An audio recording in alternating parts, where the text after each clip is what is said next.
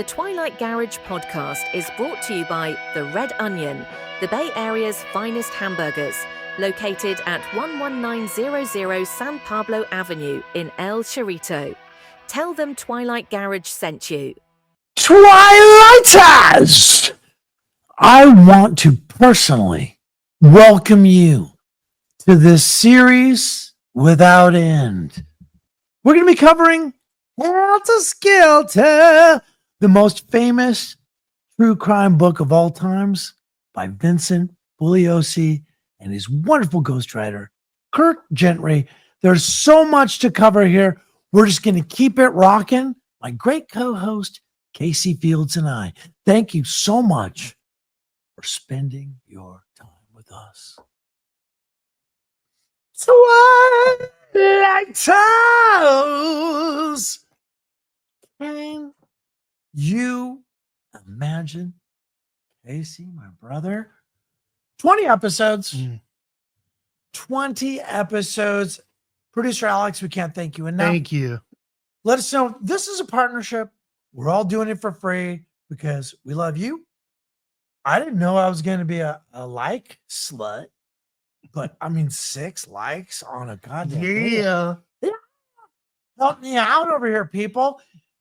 I'm falling into the YouTube universe. Didn't know it was going to happen for me. Like a lot of things, I get into things backwards and then it becomes a passion, as the people in this case have been throughout my life. And then I got dragged into the whole blogosphere of this thing. And I want to say thank you very, very much to the people that have come before us. Some of them don't like us. Some of them do. Whatever. It's fine. Really appreciate all the ground you laid, all the time and sacrifice. We hope that in time you'll understand our sincerity and love for the whole picture. We have great sympathy for the victims and their families, but we also understand these were children involved in these horrible events. There was motivations and drivers and social issues. This is what we're going to talk about predominantly here on Twilight Garage, though we promise other content. It's just so rife with everything. We've got the book Helter, Skelter we've been describing. Vincent Bugliosi, very famously credited for the whole thing, actually written quite masterfully by a writer of some note, as Casey's pointed out, lived in North Beach in San Francisco for some time. And his love and knowledge of California shines through in this book, which we'll get into a bit later in this part 3 of Helter Skelter indefinite discussions. Now, Casey Fields, how's your week been, bud? Good, man. Great to be with the Twilighters. Good friends. I'm getting nothing but good, positive things about the show. Good, Really? Yeah, positive Seriously? rumors. So, We haven't really had a chance to talk this week. For those of you that have just recently joined us, thank you. It's a blessing to be on your television screen or computer screen. Mainly, it's the ultimate currency in our lives is time on this plane. And that you join us, allow us to join you. It's wonderful. Like what I really dug about broadcasting as a kid, I was an extreme fan of the radio. Loved it. And the thing was, these people would come into your home. And you were with them. You shared time with them. And then later TV, the great Mike Douglas, for example, wonderful broadcasters, just became a part of your life. Though the broadcaster never knew me or had a hint that I ever existed.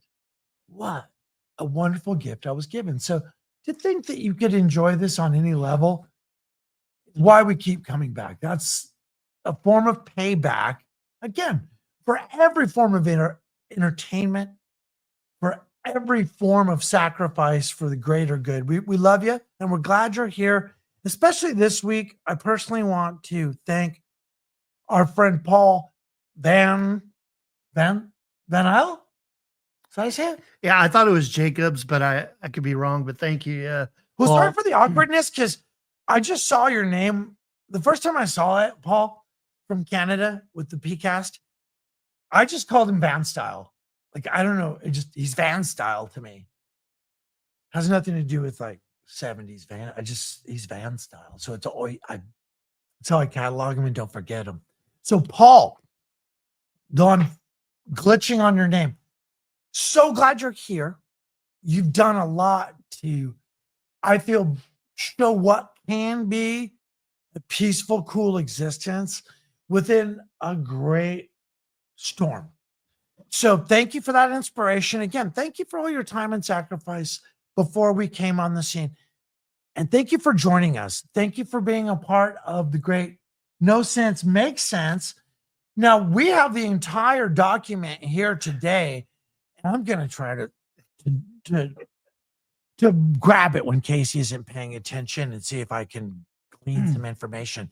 In the meantime, shall we go ahead and, as we promised our wonderful viewers, our Twilighters and PCasters and TLBers and anybody else who may have fallen through the cracks and found yourself here, this great story, Bugliosi, like, what an incredible information stream he fed Gentry, who was a hell of a writer. Just as you said, I think a couple weeks ago, Helter Skelter is largely a work of fiction. You know, there's a lot of great facts in there, and there's a lot that is true about this case, but there's very fictitious account as well. And it's just beautiful. Like, we read initially the opening account that's oft repeated. One of the killers said, you could almost hear the ice cubes clinking and the cut crystal glasses throughout the canyon below.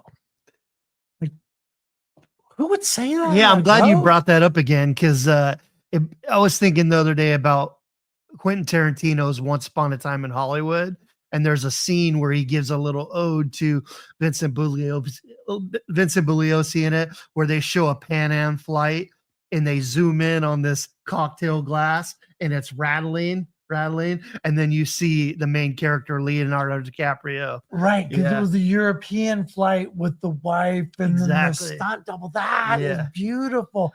And that's funny you bring that up, because what a wild ass film. It was just crazy piece of entertainment.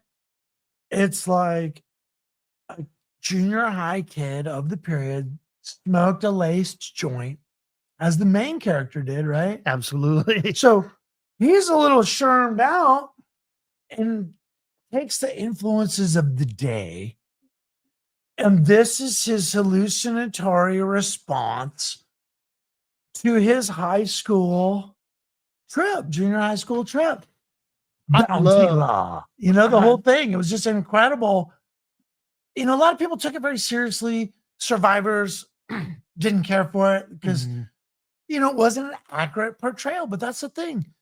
We're forever going to be disappointed until there is a singular, from the survivor's point of view, made in a motion picture.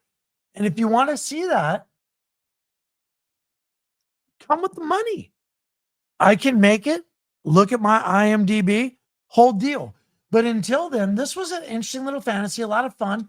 Yeah, I enjoyed it. Very nostalgic to that era. Maybe at some point we'll do a little series on that, because there's some aspects, especially to the novel, which he wrote after the movie. There's some stuff inside of there that he definitely did pay a couple of individuals. He paid Greg Jacobson a lot of money.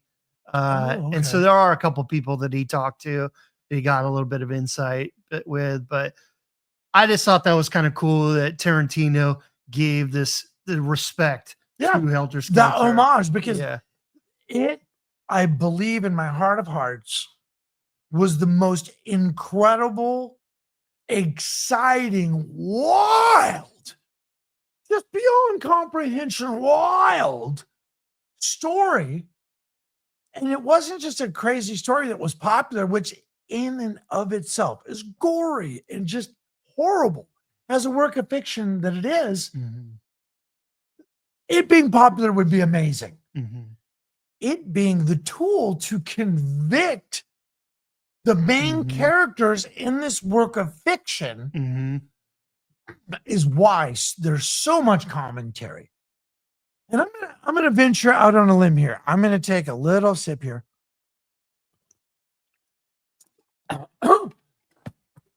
Whoa. Woo, Twilighters, we're going to acknowledge somebody here. One of people was very gifted, who added a lot to the conversation. I think he said a lot of antagonistic things. As clickbait, as feed, I don't know if anyone can be that big of a dick, but it worked with me.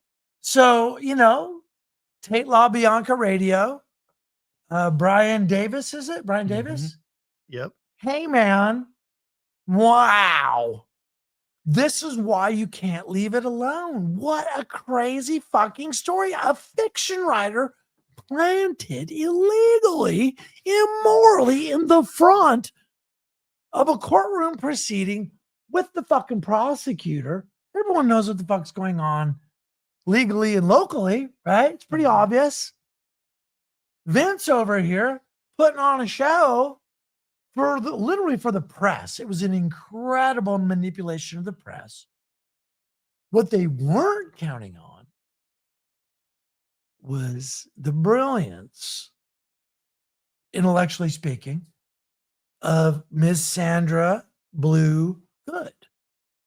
Intellectual driver, the spirit of Nancy Pittman, and just the superhuman devotion and sacrifice of Lynette Red Squeaky Fromm. That whole situation with those women countering Buglios's incredible media plays. These are young women. They're all about 20, with the exception of Sandra, and just parrying with the most professional. They're literally citizens being fed to the lions by the Romans. And some of these would-be gladiators are fucking fighting back. Incredible moral tale. Yeah, man. I go back to the first time I read it in 2002 and how much I just enjoyed it. I couldn't put it down. So you're a full-blown adult. Yeah, I was in college. Okay. I was literally putting off my books, my classes, going down and reading it, Dude, it's ridiculous. underlining everything. Page burner. I had a good friend that was a comedian that grew up in Simi Valley, went to high school with Steve Grogan. And what? Wait, whoa. Yeah, and he's the one who gave me a copy of the book, and he gave me a copy of the film, TV film, Helter Skelter. Oh, the 76 film, whenever it was. And every time he would come up to play in the Bay Area, he'd come stay at my house for a week, and he'd ask me, what have I learned about the case? And this is going back to the early 2000s. You had a mentor. Yeah. Wow, what a different experience. He passed away since. He was in his 70s, but that guy, he explained to me a lot about the era, having not lived through it. He did, but I didn't. And it's just really cool to hear about that growing up in that area during that period. Wow. So that's why, because I've always wondered why you had this hard on for Grogan. Yeah. I mean, I definitely want to meet Steve at some point and hopefully get a couple questions asked in private. Dude, you have a hard on for Steve Grogan. It's all right, bro. I mean, if you really look at him, man, what an interesting, alluring, exciting dude. Lynn has told me things after I suggested he wasn't in any way incompetent, but I felt he was quite gifted. The things he said in the Hendrickson documentary were very elucidatory. He had so many insights, so many strong human views that were so well articulated. There's no way, man. And him being that funny and playing this character, that's a very intelligent. He did play a character for sure. He was actually a lot smarter than people give him credit for. He flew under the radar quite a bit. No, I definitely love to talk to Steve. And we don't even need to talk about the crimes themselves. Yeah, why would There's we? other aspects of his life. Well, he's that just are a interesting. fascinating, super intelligent, hyper talented dude. The music that I've heard, I really enjoy. I'm a major music critic. Lynn has said very flattering things about him. To this day, you know, that he was a wonderful, beautiful soul. I believe they had physically coupled and made love and stuff. So you think about, I mean, dude, you're cool enough to make love with Lynette Fromme, like in the day. That's some pretty special stuff. And it's not just like, I snipper that's babe. You know what I mean? I just think about that more where they were at spiritually. And then when I hear Lynn speak on him now, it's a very fond, beautiful thing. Like I have feelings like that for women I knew over the years that were friends, and you have this cool feeling about it. It's nice that as we get older, the heart is still very much the same. It's very reassuring. Yeah. Yeah. So, I mean, very quickly reading Helter Skelter now a second time or third time, I can't remember. I'm coming across just these errors or these lies that Vincent Bugliosi. Yeah, let's roll a couple out here. And so I don't know if it's a error between the communication being shared by Bugliosi to Gentry, and Gentry doesn't understand the case or the details as much, or if they're actually just trying to fill it in with BS. But for a perfect example is we've often heard this story about how hot it was on the night of the Cielo murders, right? Weltering heat. How he says the marine layer bogged, slowed, stifled, stymied, crushed, held down by the smashing humidity and oppressive heat, could not rise beyond the valley floor. And you know, we've largely taken this, I think, as fact. But I did a little bit of research into it. And again, I think it's another grossly misstated. Whoa, hold up. There's a thing called records here, Gentry. Yeah. So anyone could do this. Go on Google and look up certain dates. And you can look up Beverly Hills. There's graphics, bro. Exactly. It looks like a rock and roll equalizer. Yep. So he talks about a 3-day heat wave that happened in the 3 days before the murders, and that it was just starting to break at the time the murders happened. But if you look at it, the average of the temperature of over those course of those 3 days was in the low 70s, and the high of the 3-day period was 82 degrees. That's very pleasant. In Los Angeles, they definitely would not call that a heat wave. No. It has to be it's like 93, 91, maybe 91, but it's usually like, I remember 95-degree heat waves in LA, literally sweltering. This is smog, which just really encapsulates the heat, makes it real oppressive and nasty. And I think as Kurt Gentry wrote so much of in the book we talked about so much of last episode, The Last Days of the Late Great State of California, which was published shortly before the actual murders at Cielo Drive, which were made so famous. Interestingly, no one correlated the two pieces. The writing style is very much similar. It's really, really well done. He can take facts and turn them into experiences. The man clearly had a great passion for California, had been all over California, understood the dynamics of the culture and the ways of the people, was a really faultless historian. And this is a wonderful book. It's a great piece of fiction as well. And you can feel the echoes of this 68 piece up against the piece from the early 70s that he did with Bugliosi. It's a very similar document. It's a nice first edition right there, man. Well, you recommended it. So when we do things on the program, we always try to do them right. I like to take in the experiences as they were of the time. The smell of the book. There's a cool address label that was left in there. Things like that make a big difference. And I'm your stunt reader. I don't mind putting in 1,000 pages between episodes so that we can get it right. And we've been disseminating a lot of Lynn Fromme FBI documents now, which we'll get to later. Now, where do we find ourselves in the book? What roughly page? Do we have a page reference? Yeah, it's in the 20s. Okay. It's the first chapter, basically. Bugliosi setting the scene of what the mood was like of the night, what the neighbors were doing. He talks about this young guy, Tim Ireland, that was down as a camp counselor at the Westlake School for Girls, which is actually a very famous high school in LA now called Harvard Westlake. It's Westlake was the boys' school, and then they joined in with the girls' school. So, so he talks about this Ireland. Here's this scream, "Oh God, please no! God, no, don't do it!"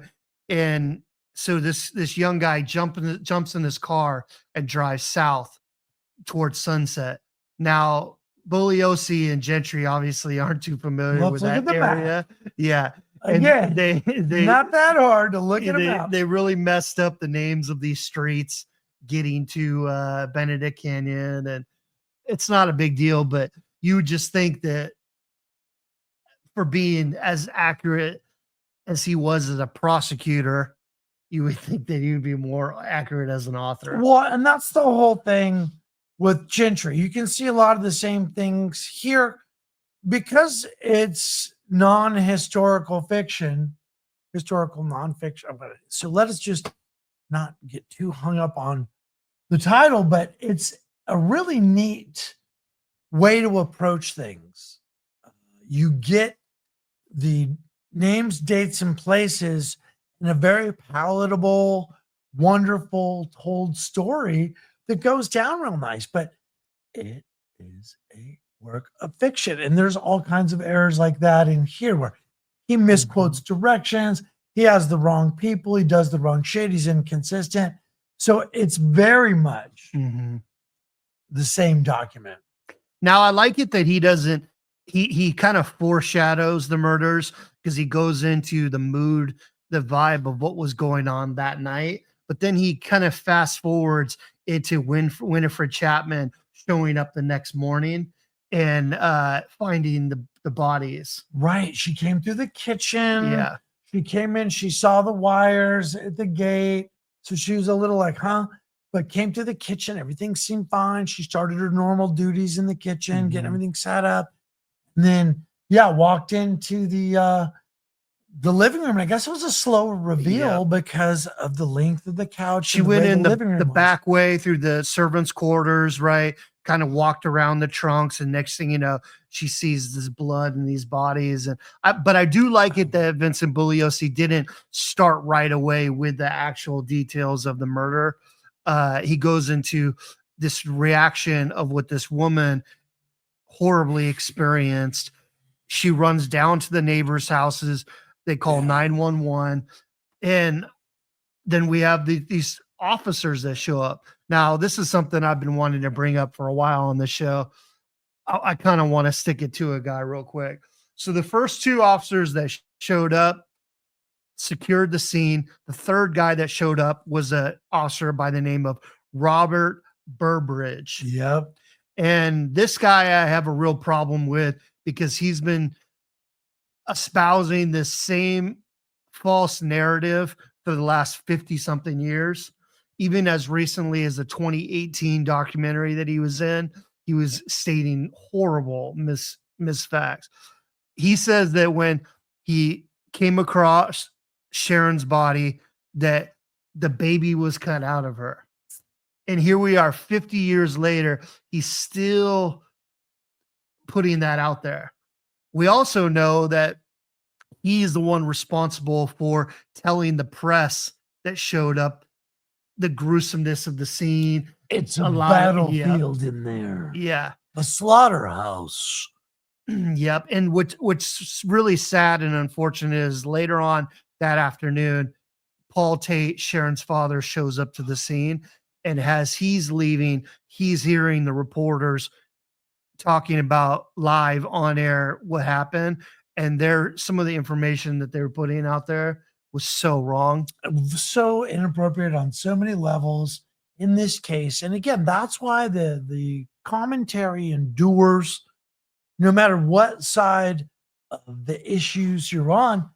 The no defense and the horrible prosecution, and then just the blood types on the porch, this potential narrative of misinformation or the crime scene being revisited, which I find very unlikely. But the steamer trunks, what a freaky thing. And then allegedly for Charlie to tell, whomever, allegedly Susan, right? Throw the glasses. And we never got an account what was inside of those steamer trunks. Nope.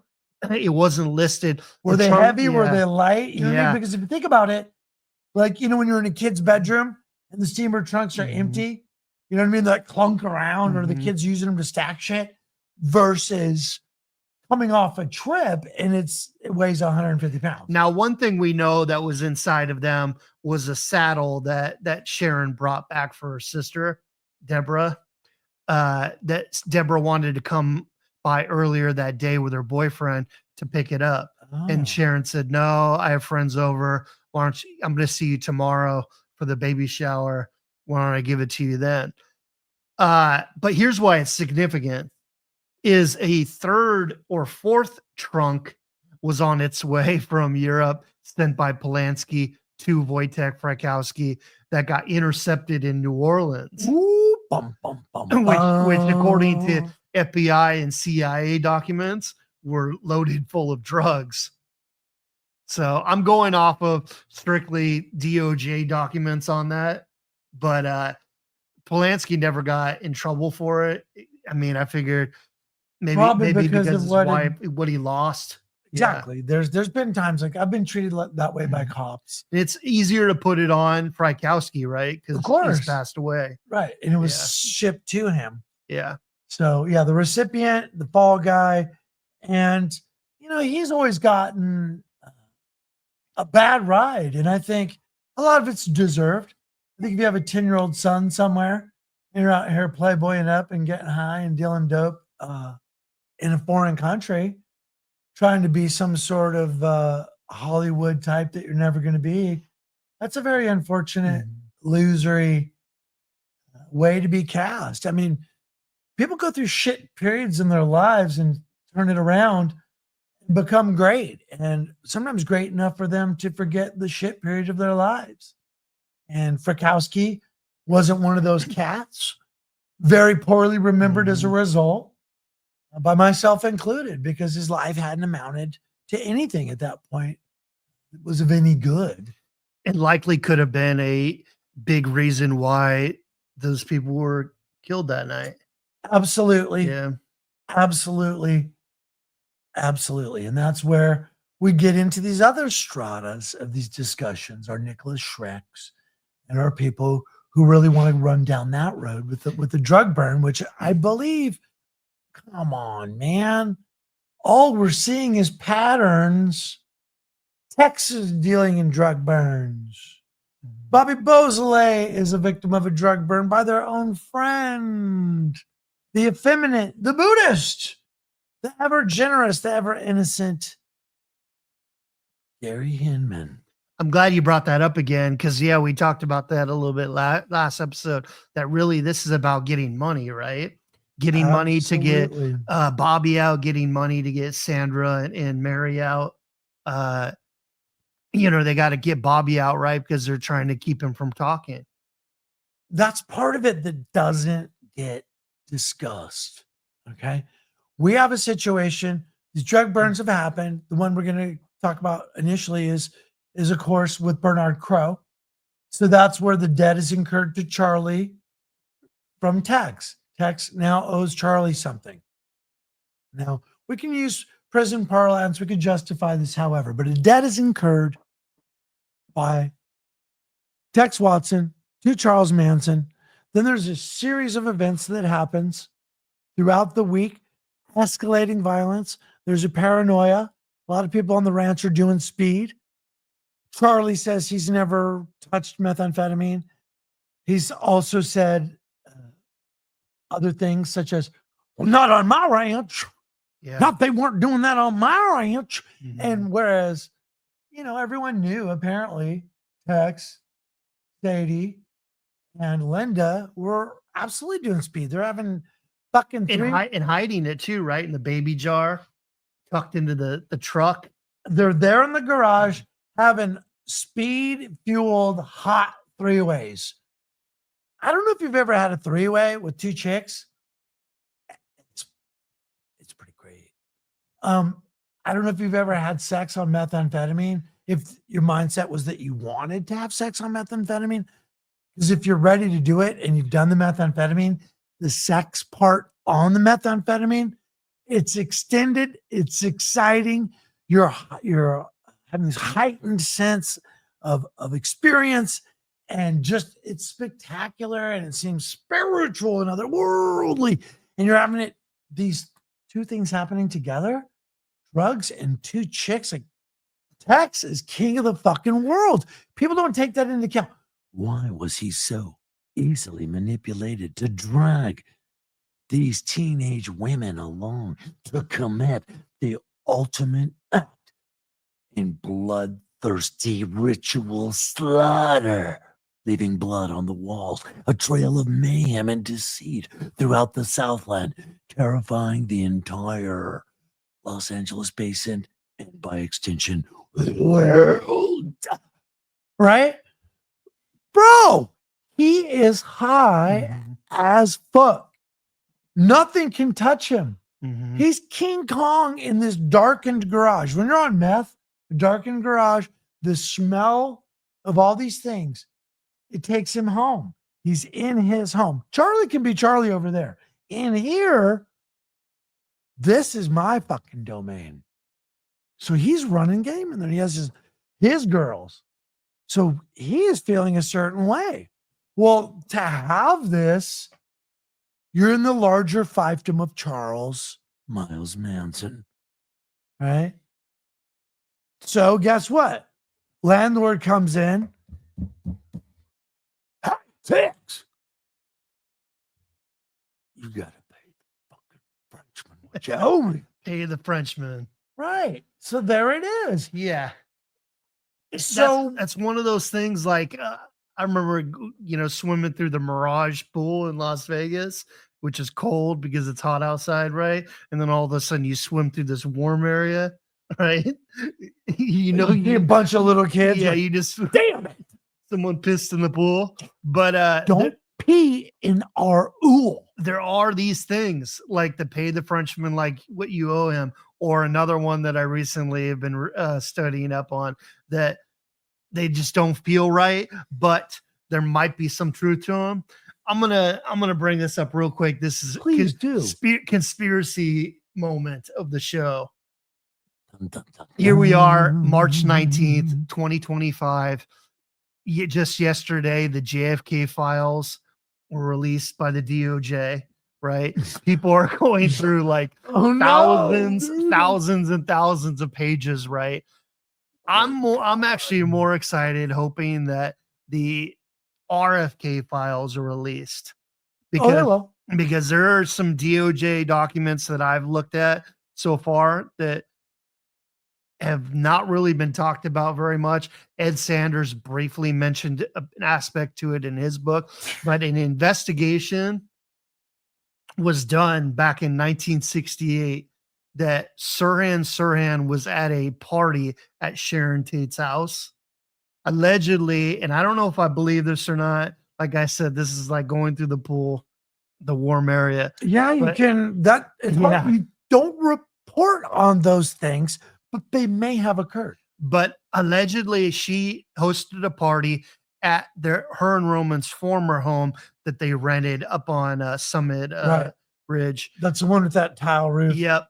She allegedly had a bunch of television executives over, and what the DOJ believed in their investigations was that she overheard something about the impending assassination of her dear friend Robert F. Kennedy. So, and Sirhan Sirhan was allegedly at this party. Also, now we're going to go even deeper into the conspiracy angle. If you look through the DOJ's documents on the Process Church of the Final Judgment, allegedly the Process Church New Orleans chapter was paid $50,000 to take for a hit on Sharon Tate. So this is where a lot of these people that have connected Manson and the Process Church together, they believe that maybe some money was exchanged hands between them to specifically take out Tate. Again, we don't know. I'm hoping that something might be revealed. This may be confirmed or denied via these documents being released in the future. But you heard it here first, folks. Well, it begs so many questions, because who had she eavesdropped on? Was it the television executives plotting the murder of RFK? And then just poor Sirhan over there smoking a latest joint with that PCP dope in it, getting his mind going in a very special. There's so many angles and takes on that. And what's weird is Sharon and Roman allegedly had dinner with RFK the night before he was assassinated. Now, how can any of this be? Do you think any of this is going to be verified? Has any of it been in a way? The guy whose house that hosted this dinner the night before he was killed was he's come out and he's talked about it in the media. I can't remember his name. I think it might be Frankenheimer.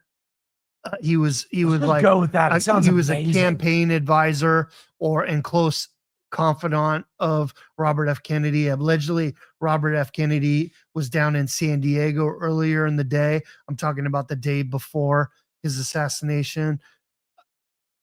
Actually, let me clear that up. Bobby Kennedy died 2 days after he was shot. But so the day that he was shot, the day before that, allegedly he had dinner with Sharon Tate and Roman Polanski. But that's leaning towards that possibly being true angle. But here's another one that shows that it may not be true. Is Charlie spent years in the protective housing unit in Corcoran State Prison with Sirhan. And I've never seen Charlie bringing it up in any of his letters or any of his conversations with his good friends like Nicholas Schreck, Michael Channels, John Michael Jones, Derek Hayes. I've never heard anything from any of them. No, there's a veritable cast of characters, and they famously don't get along. So if there's any inconsistency, it seems like it would get, it would get smashed out. Yeah, you would think that either one of Charlie's friends in jail or one of Sirhan's, friends would have shared that at some point. So I'd love to, man, if I could talk to anybody about it, it'd be Bobby Kennedy, RFK Jr., right? Because he himself doesn't believe that Sirhan was the one who killed his father. So here you have the offspring of this guy that he himself doesn't he goes him and his versus his own family on who his dad's killer was. Yeah, there's a whole interesting dynamic I've seen between he and Caroline, and some of the stuff she came out and said about him was pretty wild. Sorry for taking it in a whole other direction, because again, we get back to these things. This, if you take the time, if you want to read it, I'm sure there's a PDF online. The Last Days of the Late Great State of California by Kurt Gentry is a very similar exercise.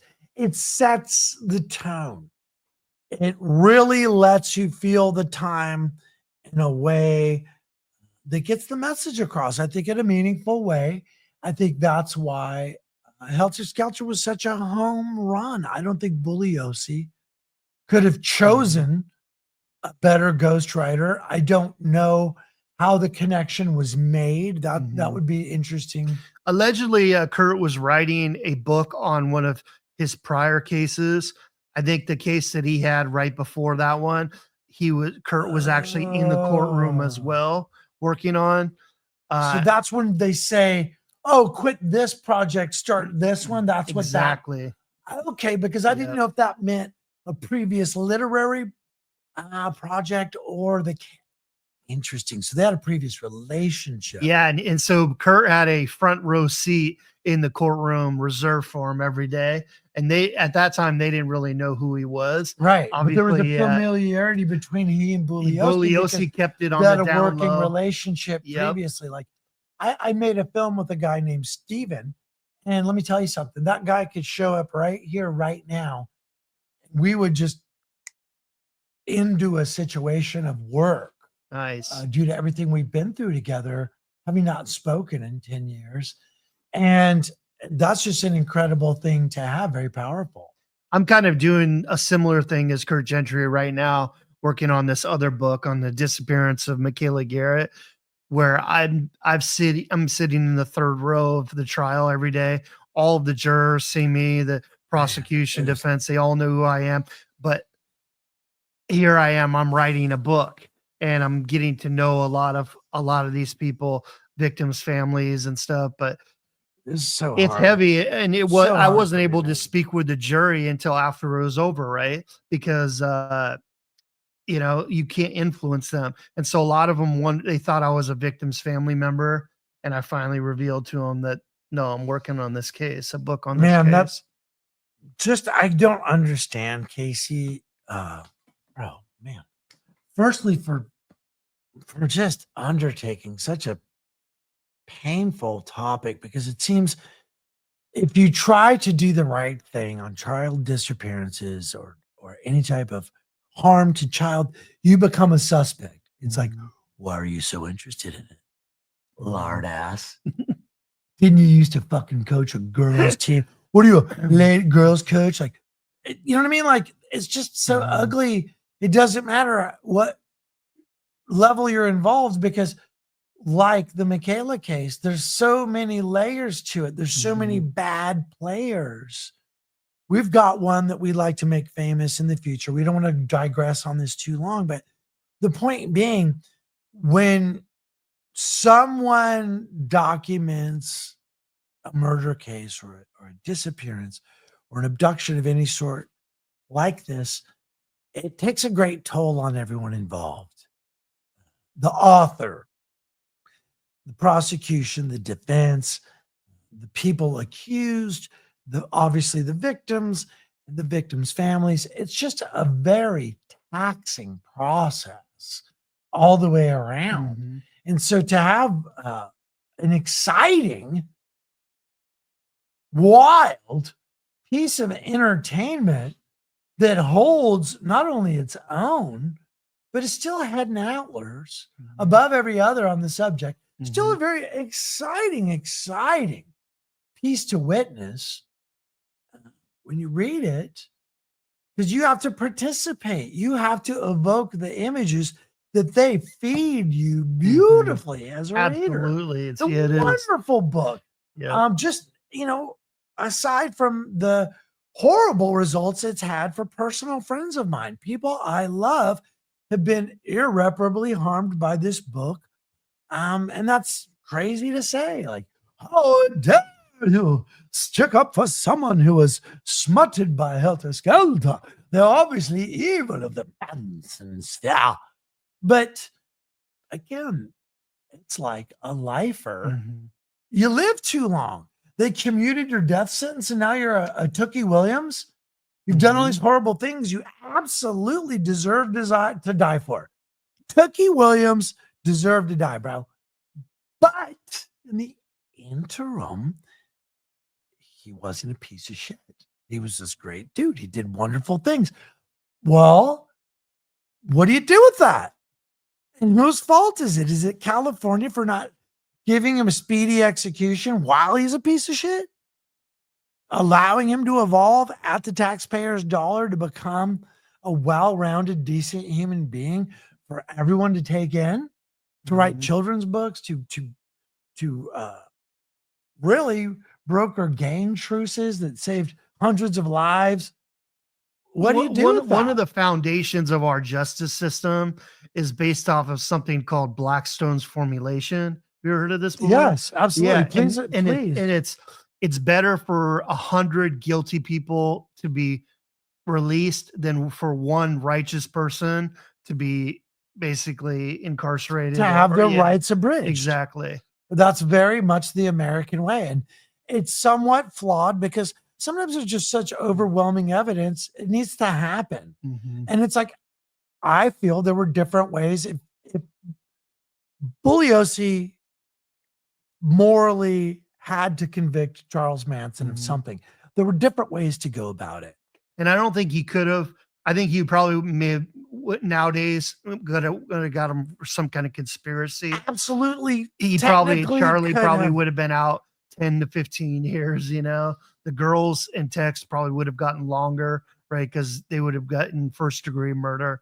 But Charlie, I've heard actually legal scholars and other big prosecutors saying that it's almost an impossible thing to accomplish nowadays. It was incredible what he did. Yeah. That's why when you're watching this, friend who loves Charles Manson, sorry to acknowledge the enemy point of view that it was morally wrong. It was legally wrong. It was a reprehensible thing on certain levels.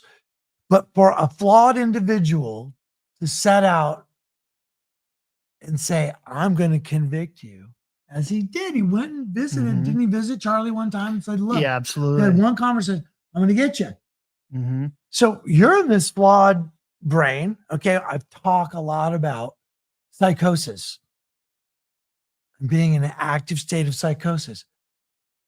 Hey, you got a lot riding on this. He's got an affair. His wife's fucking the milkman. Shout out Tom O'Neill for exposing all that. Hey, I want to acknowledge Tom O'Neill for joining the group we host on Facebook, we being Casey Fields.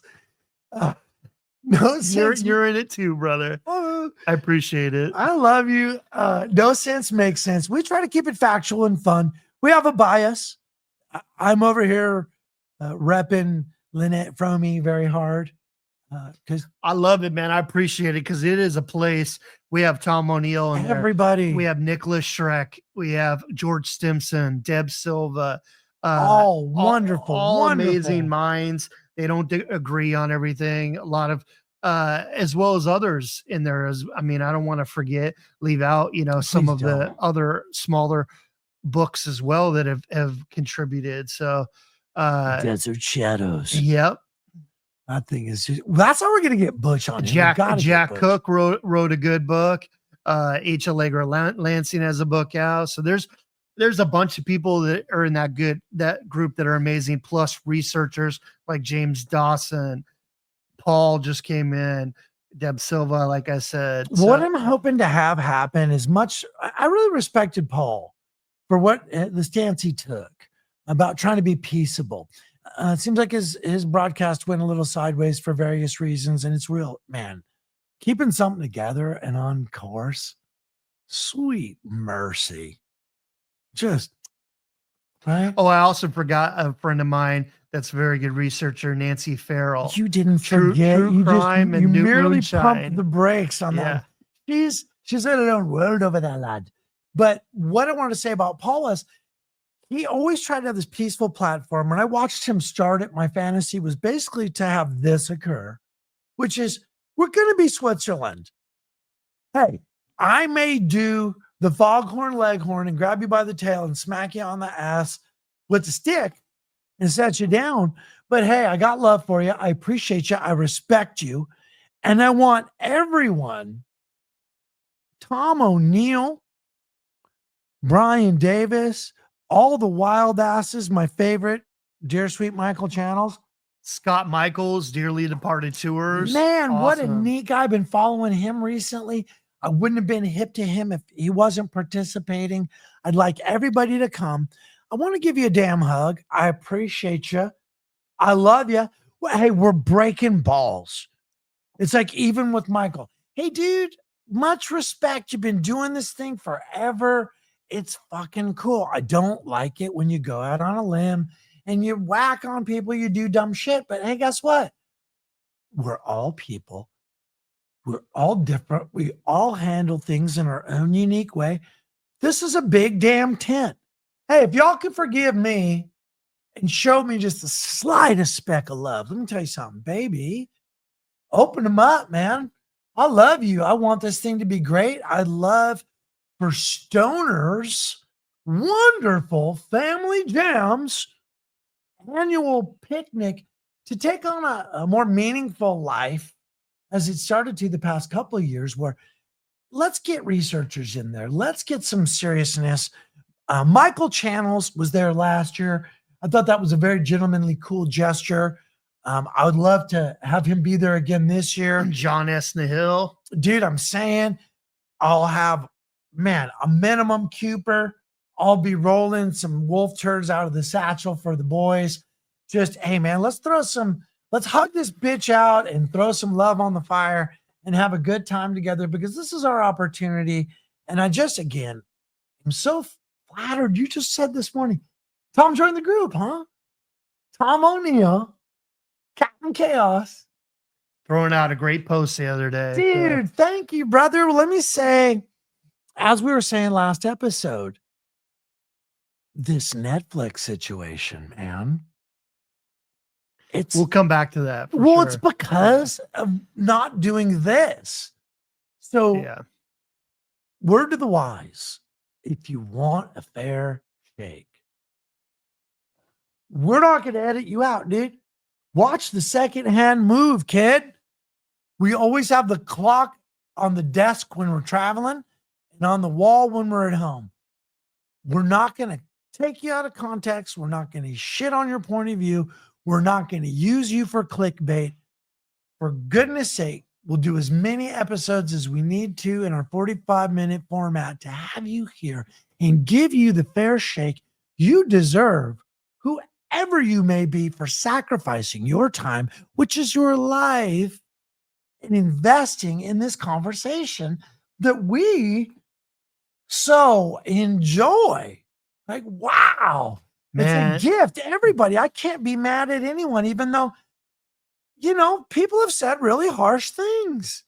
But thank you for your investment. I wouldn't fucking be here if there wasn't a yellow brick road, right? Well, on that, thank you, Twilighters. We appreciate you joining us for another episode. Please stay tuned next week for another episode of Twilight Garage. As always, we love you.